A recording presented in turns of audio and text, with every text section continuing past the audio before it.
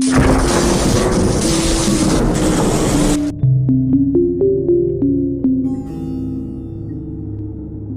Abandoned Asylum. In the outskirts of a small town, shrouded in mist and tall trees, lies an abandoned asylum known to locals as Grey Hill Asylum.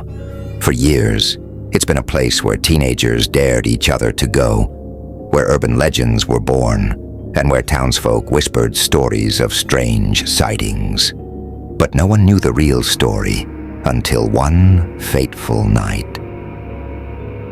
The story begins with Emily, a curious young journalist, known for her explorations into haunted locations. Her curiosity had led her to Grey Hill Asylum one cold October evening, aiming to uncover its secrets for her next article. Little did she know, she would be uncovering something far darker than she anticipated. As she approached the asylum, she noticed its towering silhouette, barely visible through the dense fog. The windows, broken and weathered, looked like hollow eyes staring back at her. Every step toward the asylum made her skin prickle, as though something was watching her. The townsfolk had long warned about the voices that echoed through the asylum at night, but Emily brushed it off as nothing more than rumors. She entered through a side door, its hinges creaking loudly in the silence. The air was stale, thick with the smell of damp and decay. Her flashlight barely pierced the dark, but enough to illuminate eerie graffiti on the walls, crumbling paint, and scattered debris. Suddenly, she heard a faint whisper, "Help me." Her heart skipped a beat, and she turned sharply, scanning her surroundings. But there was no one.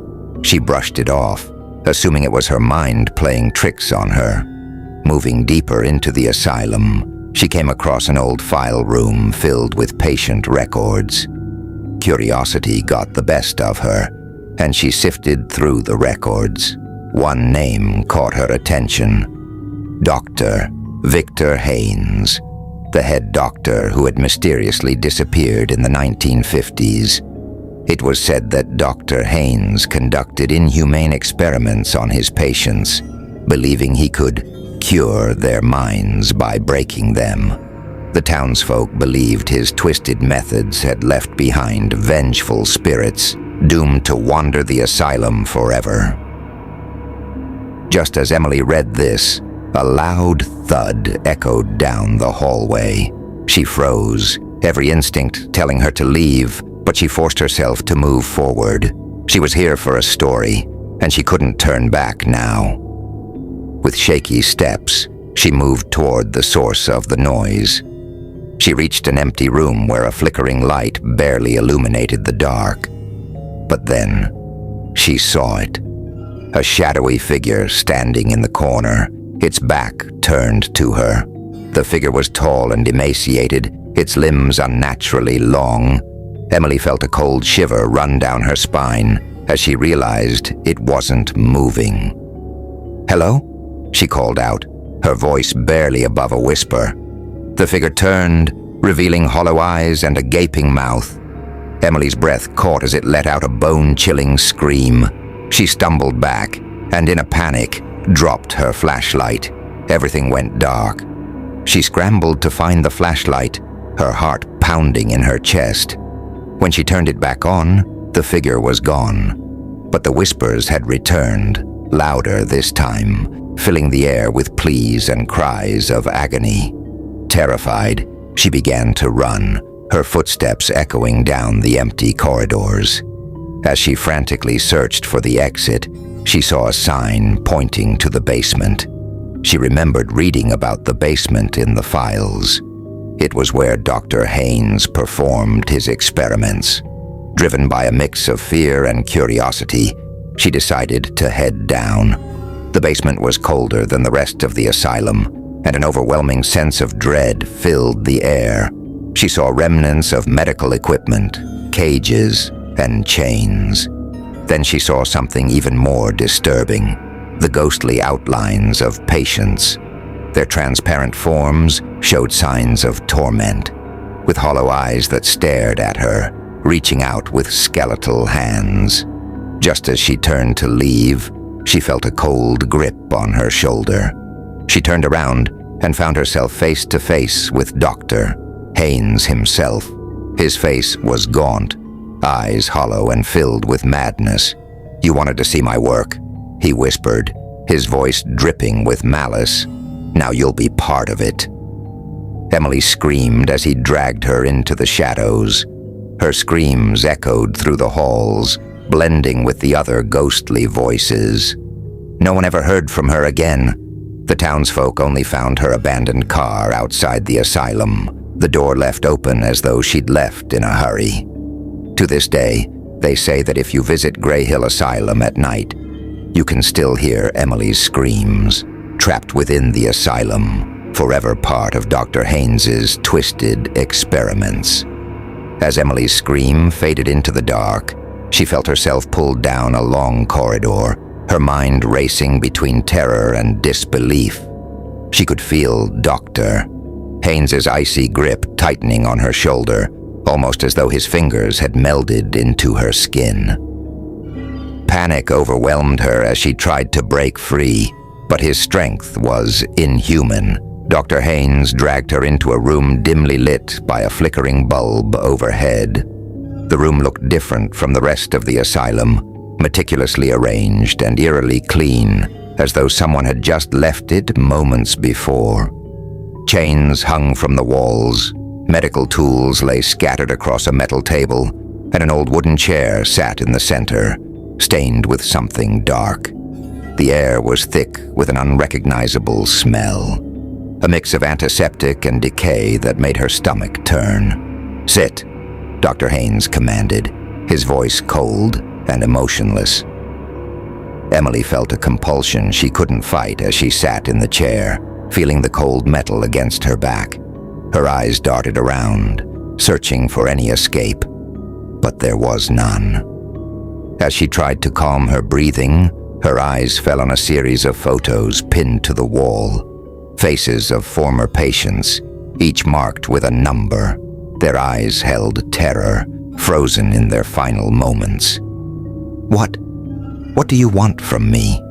she stammered, fear choking her words. Dr. Haynes ignored her question, instead reaching for a rusted scalpel on the table. "They all came here seeking answers," he said softly, almost as if he were speaking to himself. "Answers to questions no one dared to ask." His eyes met hers, and Emily saw a glimmer of insanity in them, a madness that had only grown stronger with death. "But you sought the truth. You wanted to see my work, to understand my purpose. I will show you." He leaned in, and Emily felt the cold edge of the scalpel brush her cheek. Her skin prickled with dread, and she braced herself, expecting him to cut her. But instead he held it up to the light, as though admiring the blade. "Do you know what the mind fears most?" he whispered. "It's not pain. It's the unknown, the shadows lurking within." He moved closer, his eyes widening with excitement. "I have studied these shadows, learned how to pull them from my patients, leaving them hollow." Suddenly, Emily felt a burning sensation on her wrist. She looked down and saw a mark appearing on her skin. A series of numbers burned as if by some invisible hand. 37-49-1. She recognized it immediately. It was one of the patient numbers she had seen in the files. Her stomach twisted as she realized what it meant. She was becoming part of the asylum's twisted legacy. Desperation took hold of her, and she managed to break free from the chair, stumbling back into the hallway. She didn't know how, but she felt an overpowering instinct to reach the exit. The whispers grew louder, filling the air with ghostly pleas, their pain mingling with her own panic. As she ran, she passed the ghostly outlines of the asylum's former patients, each of them watching her with empty, hollow eyes. She could hear them whispering her name, calling out to her in voices filled with despair. "Emily, join us. Stay with us." Every door she passed seemed to lead her in circles, bringing her back to the same darkened hallways, as though the asylum itself was alive, shifting to keep her trapped within its walls. The sound of Dr. Haynes's footsteps echoed behind her, steady and deliberate, as though he was in no hurry, as if he knew she had nowhere to go. In her desperation, Emily stumbled into the file room she had seen earlier. The records lay scattered across the floor, and she noticed something she hadn't before. A set of journals. She grabbed one, flipping through the pages with trembling hands. It was written in Dr. Haynes's own handwriting, detailing his experiments. Each entry grew more unhinged than the last, recounting his descent into madness. The last page held a single phrase, repeated over and over, as though written by a man losing his mind. "The asylum will never let you go. You are bound to it forever." Realizing the asylum was somehow tied to Dr. Haynes's dark energy, Emily knew she had to sever that connection if she ever wanted to escape. But how? Her gaze fell on an old furnace in the corner of the file room. She remembered reading that the spirits were bound by their physical remains. Gripping the journal tightly, Emily sprinted toward the furnace and pulled open the heavy metal door. Inside, she saw piles of bones and ashes, the remains of the patients whose souls were trapped in the asylum. Just then, she felt Dr. Haynes's icy presence behind her, his voice whispering in her ear. "You cannot destroy what I have created." Ignoring his words, she threw the journal into the flames, watching as the pages ignited.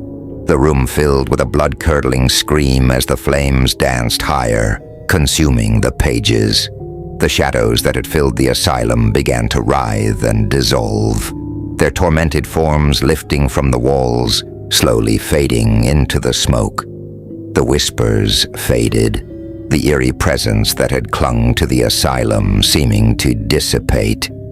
For a moment, Emily thought she had succeeded, but then she felt an overwhelming pressure on her chest, as though invisible hands were squeezing her lungs. She gasped, struggling to breathe, as Dr. Haynes's voice echoed around her.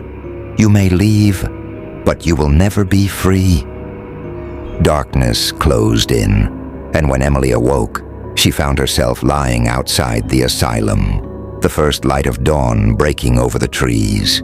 Her head pounded, her body felt weak, and her wrist still bore the ghostly numbers burned into her skin. But she was alive. Somehow, she had escaped. Emily returned to town, forever changed by what she had experienced. She tried to share her story, but people dismissed her, claiming it was just a nightmare brought on by the asylum's dark reputation. But she knew the truth, that Grey Hill Asylum was not merely haunted. It was alive, a twisted creation bound to Dr. Haynes's spirit, forever hungry for more souls. And sometimes, on quiet nights, Emily would feel a cold shiver run down her spine, as though someone or something was watching her from the shadows, waiting patiently for her to return, because she knew deep down that Dr. Haynes was right. She had left the asylum, but a part of her had never truly escaped. The weeks following Emily's escape from Grey Hill Asylum were anything but peaceful. Although she had made it out alive, she could not shake the feeling that a dark shadow had followed her home. She tried to go back to her usual routines, burying herself in work, but the memories of Dr. Haynes's cold voice, the eerie whispers, and the patient numbers burned into her skin, haunted her every waking moment. Every night, she would wake up drenched in sweat, her heart racing as she heard faint whispers echoing in the silence of her apartment. They called her name softly, just as the ghosts in the asylum had done. And every morning the numbers 37491, the patient number she'd been marked with, appeared darker on her wrist, like a bruise that wouldn't fade. One day, in desperation, she went to a tattoo artist, hoping to cover the mark with a design that would make her forget. But as the tattooist started, his machine malfunctioned. The needle broke repeatedly, and an unsettling chill filled the room, causing him to abruptly end the session, visibly shaken. "Look," he said, his voice trembling. "Whatever you've got going on, it's something dark. I don't know if I can help." Confused and scared, Emily left, clutching her wrist, feeling as though her entire body was bound to an invisible chain. She began to lose sleep, hearing Dr. Haynes's voice in the dead of night, whispering sinister things to her. One evening, her friend Megan, worried about her deteriorating state, came to check on her. She found Emily pale and restless, her apartment a mess of scattered files and asylum records. Emily confided in her, sharing every detail of her encounter with Dr. Haynes and the cursed asylum. Megan, skeptical but supportive, listened patiently. "Maybe you're just traumatized, Em. That place was terrifying. Maybe it's just your mind holding on to it." Emily shook her head, her eyes wide with fear. "No, Megan, this is different. It's like he's still with me. I can feel him. He's watching me, waiting." Megan offered to spend the night, hoping her presence might calm Emily. They settled into bed, trying to get some rest. But just as they were drifting off, the whispers began again, this time louder, echoing through the room. The temperature dropped sharply, and a deep chill settled over them. Then they heard it.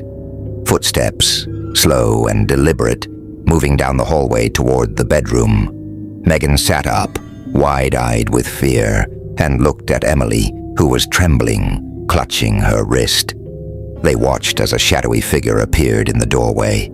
It was unmistakable. Dr. Haynes, his gaunt face barely visible in the dim light, a twisted smile spreading across his face. "You can't escape me, Emily," he hissed. "You belong to the asylum. You will always belong to me." Megan screamed, scrambling back, but Emily sat frozen, paralyzed by fear. Dr. Haynes extended a skeletal hand toward her, his eyes gleaming with malice. Emily tried to move, to break free from his gaze, but she couldn't. His hand seemed to reach into her chest, and she felt an overwhelming pressure, as though he was pulling something from within her. Suddenly, the room went dark, and both women found themselves in a trance-like state. When they awoke hours later, the shadow was gone, but a deep exhaustion weighed over Emily. She felt hollow, like a part of her had been taken away. In the days that followed, Emily became a shell of herself, barely eating, sleeping in short bursts, and unable to shake the feeling that she was slowly fading. Megan, deeply concerned, did some research and discovered an old medium who was rumored to deal with such hauntings. Desperate, Megan convinced Emily to meet with her. The medium, an elderly woman named Agnes, listened intently as Emily recounted her ordeal, her fingers tracing the marks on Emily's wrist. Agnes's face grew grave, and she whispered, "Doctor, Haynes is not just a ghost, my dear. He is a soul collector. He binds people to him, trapping them, feeding off their life force, making them part of his darkness." Emily's heart pounded. Can you help me?" Agnes nodded, though her expression remained serious. "Breaking such a bond is dangerous. The spirit won't let go easily. You will have to return to Grey Hill Asylum, confront him, and sever the bond where it began." The thought of returning to the asylum filled Emily with terror, but she knew she had no choice. With Agnes and Megan by her side, she braced herself for the journey back to the dark, cursed halls of Grey Hill Asylum. As they approached the asylum, Emily felt a familiar dread wash over her, stronger than ever. The building loomed, even more foreboding than she remembered, as if it were waiting for her. Agnes handed Emily a vial of salt and a small dagger, instructing her to use both to sever the bond. They entered the asylum under the cover of night, the silence punctuated only by their footsteps. Shadows seemed to move around them, and the whispers returned, louder and more malicious than before. Reaching the basement where Dr. Haynes had tormented her, Emily felt a suffocating presence close in. Suddenly the air grew frigid, and Dr. Haynes appeared before them, his face twisted in anger. "Did you think you could escape me, Emily?" he snarled. His eyes flicked to Agnes and Megan. "And you brought help. How predictable." Agnes stepped forward, chanting under her breath, her voice steady and calm, but Dr. Haynes laughed, his form growing darker, more monstrous. He reached out toward Emily, his skeletal hands grasping for her. In a final act of courage, Emily held up the vial of salt, scattering it in a circle around herself. Dr. Haynes screamed, his form flickering as though he were being torn apart. But he persisted, his rage intensifying. Emily took the dagger and, in one swift motion, slashed her marked wrist, letting her blood spill into the circle. She felt a searing pain as if something was ripping from her very soul, but she held on, determined to break the bond. Dr. Haynes let out a final, soul-piercing scream, his form dissolving into dark smoke, which vanished into the walls. The asylum fell silent, and Emily felt an overwhelming sense of relief wash over her. She collapsed, exhaustion overtaking her as the bond was finally broken. When she awoke, she was outside the asylum with Megan and Agnes by her side. The mark on her wrist had faded, leaving only a faint scar. She knew Dr. Haynes was gone, his dark grip on her soul severed. But as they drove away, Emily glanced back at the asylum one last time and saw something that made her blood run cold. A shadowy figure standing in the window, watching her with hollow eyes. The final confrontation. After leaving Grey Hill Asylum, Emily thought she was finally free. She returned to her apartment, feeling a strange sense of peace, as though a weight had been lifted from her soul. But the peace was short-lived. It started with small things, shadows moving at the edge of her vision, her name whispered in empty rooms, and nightmares that pulled her back into the halls of Grey Hill. One night, she found herself standing in front of the mirror, gazing at the faint scar on her wrist where the mark of 37491 had once been. But as she stared, the scar darkened, turning into the same ominous numbers she thought were gone forever. Her heart raced as she watched the numbers reappear, like a brand burned into her skin. Desperate, she called Agnes, the medium who had helped her sever the bond with Dr. Haynes. Agnes listened carefully, her voice calm but firm. "Emily, you may have severed the connection to Dr. Haynes, but part of his curse is bound to you. You're haunted, not just by him, but by the asylum itself." Emily felt a chill creep over her. "What do you mean?" "The asylum is more than just a building. It holds the spirits of everyone who suffered there, all those who lost their lives in agony. They've attached themselves to you, Emily, because you touched their world. You will need to return one last time, but this time to make peace with the spirits of the asylum." Emily's dread returned, but she knew there was no other choice. She couldn't keep living in fear, constantly haunted by shadows of the asylum.